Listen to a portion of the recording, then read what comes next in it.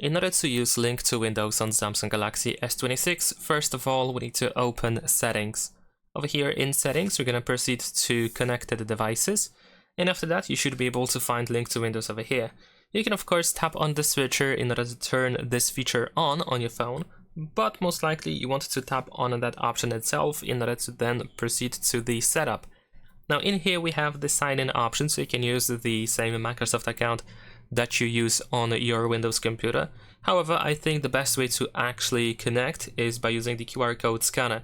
So you can tap over here in order to turn on the QR code scanner.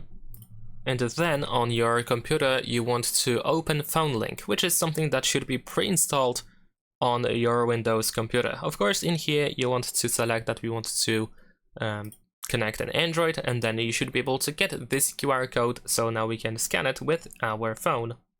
Now after that, on your phone you want to tap on continue, and you need to enter the code that is being displayed on your computer. Now on the phone we can of course allow Link to Windows to send and view messages, make phone calls, and so on and so forth. We need to grant all the necessary permissions. There we go, we're gonna also tap on continue. You don't have to share optional diagnostic data, you can decline that. Also here we can add the Link to Windows app into the apps screen if you want to have a quicker access, so if that's the case you can turn it on over here. And there we go, now this is how it looks like on the phone. And on the computer we are all set, so we can tap on continue.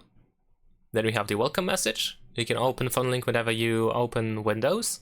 You can click on get started in order to continue. And there we go, now you can start looking at your phone and all the stuff that you have on your phone through the Phone Link. So you can go to photos, for example, to messages, and so on and so forth. Also here on the left side you can manage notifications, you can set them up quite easily as well. And that is pretty much it. Leave a like and subscribe.